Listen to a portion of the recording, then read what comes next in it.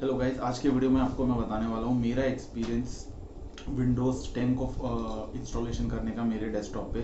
तो फाइनली हाँ, मैंने विंडोज़ 10 जो इंस्टॉल कर लिया है। मुझे इसीलिए इंस्टॉल नहीं करना था, मैं विंडोज़ 7 ही चला रहा था क्योंकि काफ़ी टाइम मतलब उसमें बहुत सारी झंझट होते हैं जो कि फाइनली मुझे करने पड़े। पहली बात तो मैं आपको बता दूं कि अगर आप मेरे चैनल पे पहली बार आए तो आप सब्सक्राइब कर सकते हैं, नोटिफिकेशन के लिए बेल आइकन दबा सकते हैं, और अगर आपको वीडियो पसंद आए जो आपको देखने के बाद पता चलेगा तो आप लाइक कर सकते हैं और अपने दोस्तों के साथ शेयर कर सकते हैं। तो गाइस, सबसे पहले तो मैंने इसलिए इंस्टॉल किया विंडोज़ 10 क्योंकि मुझे अडोब का प्रीमियर प्रो इंस्टॉल करना था, जो कि सिर्फ और सिर्फ विंडोज़ 10 में ही इंस्टॉल हो रहा था। मैंने अपने विंडोज़ 7 में कंपैटिबिलिटी मोड में चलाने की कोशिश की, बट वो विंडोज़ 8 या उसके ऑनवर्ड्स ही चला होता। तो मैंने बोला जब करना ही अपडेट तो फिर सीधा 10 ही करो। तो गाइस, सबसे पहले तो इंस्टॉल करना था तो मैंने सेटअप डाउनलोड किया। आपको स्क्रीन पे दिख रहा होगा मैंने कैसे किया, कहाँ से किया। अब सेटअप डाउनलोड होने के बाद असली प्रॉब्लम शुरू होती है। मैंने उसको इंस्टॉलेशन करने की कोशिश की, लेकिन वो बूट होना पड़ रहा था। उसके लिए वो बूटेबल होना चाहिए था। अगर नॉन बूटेबल होता तो मुझे कोई दूसरे पार्टीशन में इंस्टॉल करना पड़ता, जो कि मुझे नहीं करना था क्योंकि मेरे सारे पार्टीशन ऑक्यूपाइड थे। उसके बाद मेरे को बूटेबल सीडी बना पेन ड्राइव बनाने के लिए, क्योंकि सीडी तो ये इसका सेटअप था 4 GB से ज़्यादा का, ये एक डीवीडी में नहीं आ रहा था। तो मैंने उसके लिए एक पेन ड्राइव में मैंने किया बूटेबल बनाने के लिए एक सॉफ्टवेयर डाउनलोड करना पड़ता है, रूफस करके। उसका मैंने सबसे लेटेस्ट वर्जन से किया कोशिश, लेकिन करने के बाद जैसे आप स्क्रीन पे देख सकते हैं ब्लू स्क्रीन आ गई थी। ब्लू स्क्रीन मतलब सिस्टम क्रैश, वो नहीं हो पा रहा था, वो कंपैटिबल नहीं हो रहा था। इसका क्या प्रॉब्लम है ये तो मैं कोई कंप्यूटर इंजीनियर नहीं हूँ, लेकिन वो नहीं हो रहा था। अब उसको करने के लिए मैंने बहुत सारे वर्जन्स ट्राई किए रूफस सॉफ्टवेयर के ही, या मैं कोई दूसरा सॉफ्टवेयर यूज़ कर सकता था, लेकिन मैंने उसका एक 2.18 वर्जन सॉफ्टवेयर जो है वो मैंने यूज़ किया, जिससे फिर फाइनली मेरी बनी।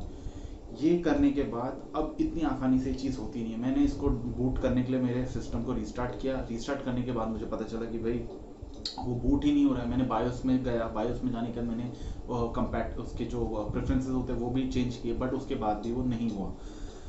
फाइनली बहुत सारे मैंने उसमें चीज़ें येस नो करने के बाद जब मैंने फाइनली देखा तब जाके ही वो हुआ, यानी उसमें भी कई कई चीज़ों में प्रॉब्लम्स आ रहे थे। फाइनली जब मेरा सॉफ्टवेयर का इंस्टॉलेशन स्टार्ट हुआ तो अब आप देख रहे होंगे स्क्रीन पे कि एक एरर आया कि भाई ये MBR में नहीं हो सकता। MBR मतलब मास्टर बूट रिकॉर्ड, और वो बोल रहा है GPT में ही वो इंस्टॉलेशन होगा। पुराने जो ऑपरेटिंग सिस्टम होते थे वो MBR में इंस्टॉल होते थे, क्योंकि मैंने अपनी आंखों के आगे देखा है ये विंडोज़ XP से जब विस्टा और विंडोज़ 7 आए थे तब ये MBR वगैरह बहुत चला था। अब ये भी आउटडेट हो चुका है, अब ये नए तरीके से नए आ रहे हैं। अब इसको मुझे मेरी हार्ड डिस्क को कन्वर्ट करना था। अब इसके लिए मुझे सारा का सारा जो मेरा हार्ड डिस्क है वो पार्टीशन जो है डिलीट होते थे, उसके बाद ही ये चीज़ पॉसिबल थी।